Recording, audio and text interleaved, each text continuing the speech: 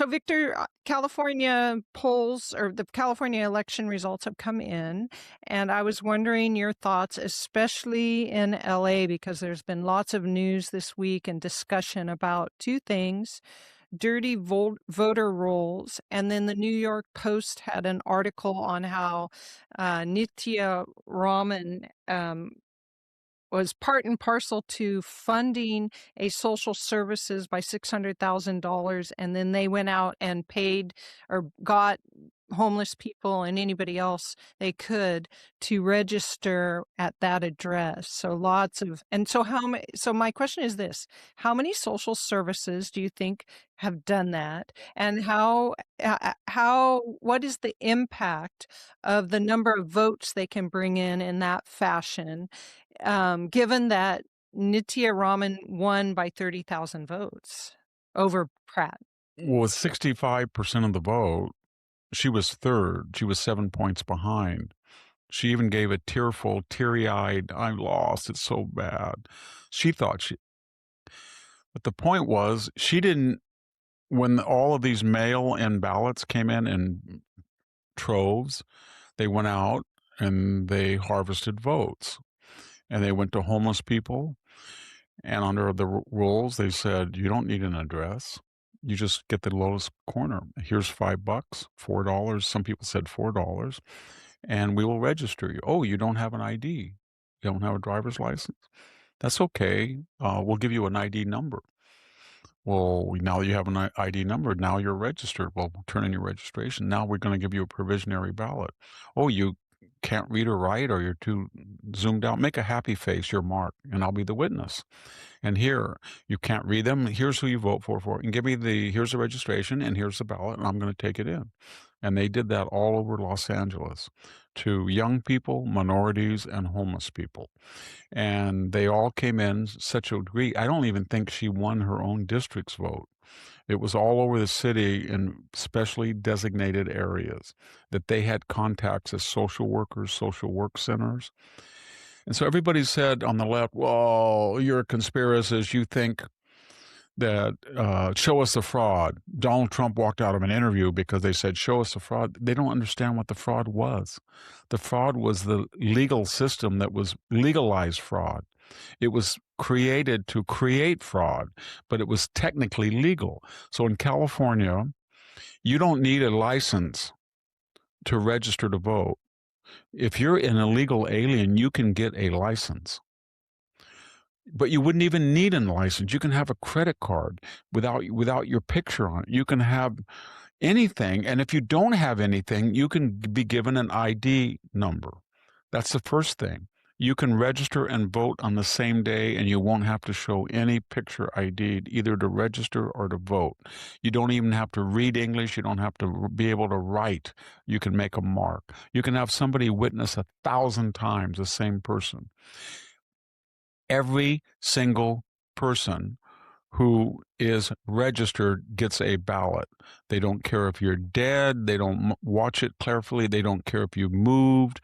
They don't care if the names have been changed and you have two ballots. I'm here. I mentioned that before.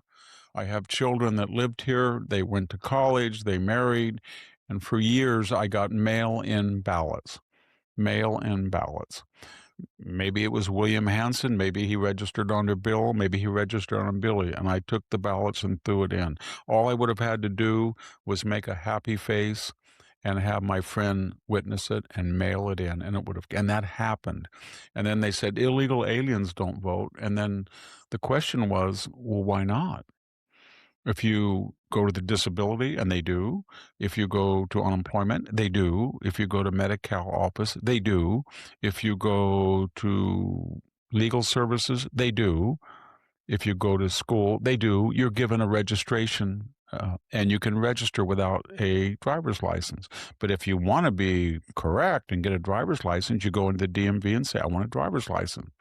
And you don't have to be a U.S. citizen. And so then once that happens, you get all these people that vote, and then you have people in these vote collection centers. And you don't just turn them in, you get the troves, and then you postmark them, and they can come in for the next 7 days. as long as they're postmarked on by election day. And then you see if you need them or not. Believe me, if she had been way ahead, she wouldn't have done that. It wouldn't have mattered. They wouldn't have done that. They knew that she was third. They had polls. And then, so that's vote harvesting.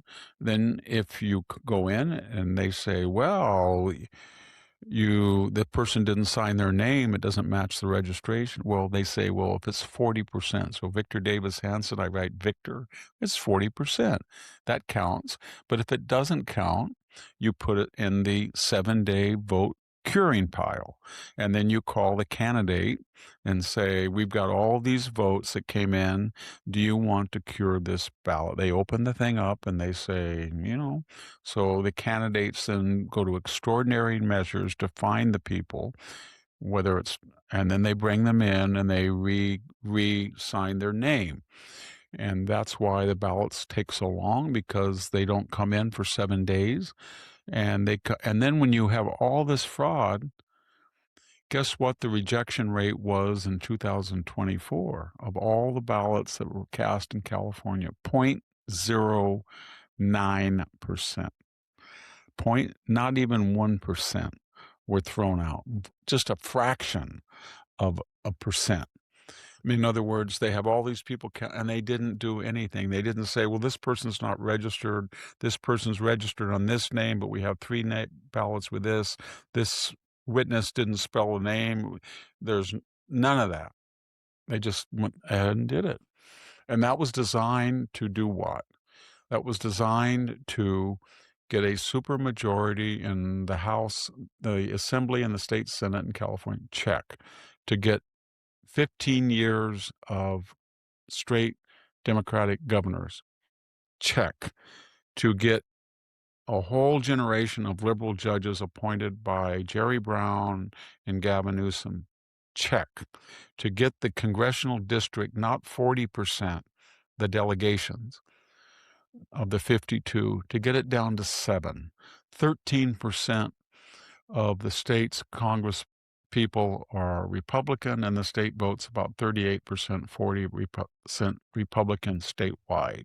And so it worked. And then finally, why did it work? What happened to the Pete Wilson group? What happened to Nomation? The middle class, 300 to 500,000 a year, said, you know what? This is crazy. We pay the highest taxes and we're down like 45th in test scores. We pay the highest gas taxes and we're rated 49th in roads. High-speed rail is rusting. Palisades burns down. It's not rebuilt. We passed a water bond. They took the money and blew up 4 dams. They didn't build 1 dam. We did a anti-gerrymandering bill, and we had 5 Democrats, 5 Republicans, 4 independents. And guess what? The activists, the lawsuits, the racialists, they all went in and they warped the spirit, and they did that. And so people said, I've had it.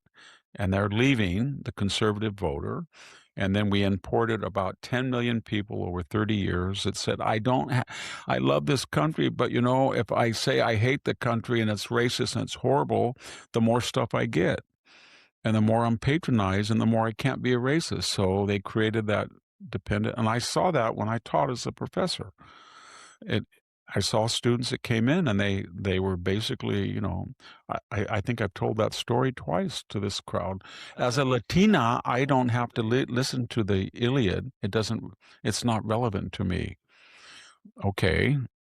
I said, as a white person, your argument's not relative to me. And then she didn't get chastised, I did. So the point I'm making is, and then finally the coup de grace was, we had $14 trillion in Silicon Valley, and that took the political nexus from the LA conservative places, once conservative, to the Bay Area. And we got Barbara Boxer, Dianne Feinstein, Nancy Pelosi, Gavin Newsom, Jerry Brown, Kamala Harris, Willie Brown. That's what we got. And they ran the state into the ground with the money and backing of this new world juggernaut. And the whole bi-coastal elite were the upper Asian and white professional classes that said, I'm so wealthy now, I want to create heaven on earth. I want to get rid of fossil fuels. I want diversity. I want to defund the police. I want to do all this stuff. And I live in Brentwood and I live in Carmel and I live in Montecito and I'm safe. I'm safe from the disasters I'm creating for the hoi polloi.